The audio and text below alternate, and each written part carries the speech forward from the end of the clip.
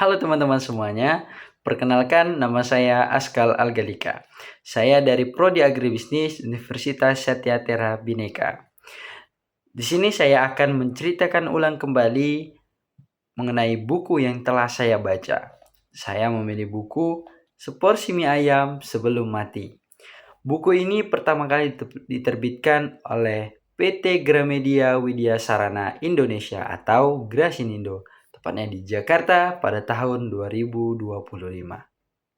Saya memilih buku ini karena adanya ketertarikan pada awal saya melihat buku ini. Saya juga sering melihat buku ini dari sosial media, seperti TikTok dan Instagram. Saya memiliki ketertarikan tersendiri oleh buku ini. Menurut saya, buku ini bukan hanya sekedar tulisan atau bacaan, tapi buku ini adalah satu gambaran arti dalam kehidupan yang memiliki arti dan makna yang sangat mendalam. Di era modern yang sekarang, banyak terjadi persoalan psikologis seperti kecemasan, kekhawatiran, dan depresi dan hal-hal yang lain. Namun, dengan kesehatan mental ini, persoalan mental, banyak orang-orang yang tidak peduli dengan hal ini. Jadi mereka yang merasakan dan mengalami memilih untuk menutup diri dan memendam perasaan mereka sendiri. Novel ini menceritakan sosok Ale, seorang pria yang berada di titik terendah dalam hidupnya. Ia merasa kesepian, tidak dihargai, dan kehilangan arah hidup akibat berbagai pengalaman pahit di masa lalu, seperti penolakan sosial dan perundungan. Luka batin yang terus menumpuk membuat Ale tumbuh dengan rasa rendah diri dan keyakinan bahwa dirinya tidak memiliki arti. Hari-harinya dijalani tanpa tujuan, hanya sebagai rutinitas kosong yang semakin memperkuat keputusasaannya. Di sini saya akan mulai menceritakan isi buku ini dari bab 1 hingga 6. Pada kesempatan ini saya akan memulai dari bab 1. Di bab ini membuka cerita dengan kondisi Ale yang berada di fase paling kelam dalam hidupnya. Ia digambarkan sebagai pribadi yang terasing, baik dari lingkungan sosial maupun dari dirinya sendiri. Hari-hari dipenuhi dengan pikiran negatif yang terus berulang, membuatnya merasa tidak berharga dan tidak memiliki tempat di dunia ini. Ia sulit merasakan kebahagiaan, bahkan untuk hal kecil sekalipun. Semua yang ia lakukan terasa sia-sia, seolah tidak ada tujuan yang ingin dicapai. Ale juga mengalami kelelahan mental yang mendalam. Ia merasa lelah berpura-pura baik-baik saja di hadapan orang lain. Padahal di dalam dirinya terdapat kekosongan yang sulit dijelaskan. Kesepian menjadi hal yang paling dominan dalam hidupnya. Ia merasa tidak ada seorang pun yang benar-benar memahami apa yang ia rasakan. Kondisi ini membuatnya semakin menarik diri dari lingkungan sekitar. Selain itu, bab ini juga menunjukkan bagaimana pikiran Ale mulai dipengaruhi oleh pertanyaan-pertanyaan tentang arti hidup. Ia mempertanyakan mengapa ia harus terus bertahan jika hidup hanya memberikan rasa sakit. Pikiran tersebut perlahan mengarah pada keputusasaan yang mendalam. Bab ini menjadi fondasi penting untuk memahami psikologis Ale dalam cerita ini. Pada bab yang kedua ini, yang berjudul Luka Masa Lalu. Bab ini mengungkapkan berbagai pengalaman pahit yang membentuk kepribadian sosok Ale. Sejak masa lalu, ia sering menghadapi penolakan dari lingkungan sosial dan keluarganya. Ia pernah diremehkan, diabaikan, bahkan menjadi korban perundungan yang meninggalkan luka emosional mendalam. Pengalaman-pengalaman tersebut tidak hanya terjadi sekali, tetapi berulang kali, sehingga membentuk pola pikir negatif dalam diri Ale. Akibatnya, Ale tumbuh dengan rasa tidak percaya diri yang tinggi. Ia selalu merasa lebih rendah dibandingkan orang lain dan takut untuk membuka diri. Ia khawatir akan kembali disakiti jika mencoba menjalin hubungan dengan orang lain. Luka masa lalu tersebut menjadi beban yang terus ia rasakan. hingga dewasa. Bab ini juga menunjukkan bagaimana trauma dapat mempengaruhi cara seseorang memandang dunia. Kita masuk kepada bab yang ketiga. Pada bab ini berjudul kehilangan arah. Dalam bab ini, kehidupan Aleh digambarkan semakin tidak memiliki arah. Ia menjalani rutinitas tanpa makna, seperti bekerja, makan, dan tidur, tetapi semuanya terasa kosong. Tidak ada tujuan yang ingin dicapai, tidak ada impian yang ingin dikejar. Hidupnya berjalan seperti autopilot tanpa perasaan ataupun motivasi. Ali juga mulai kehilangan minat terhadap hal-hal yang sebelumnya mungkin pernah ia sukai. Ia merasa tidak ada lagi yang bisa memberinya kebahagiaan. Kondisi ini membuatnya semakin terjebak dalam lingkaran pikiran negatif. Ia merasa hidupnya tidak berkembang dan tidak memiliki masa depan yang jelas.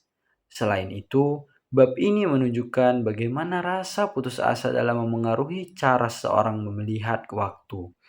Bagi Ale, masa depan terasa suram, sementara masa lalu penuh dengan luka.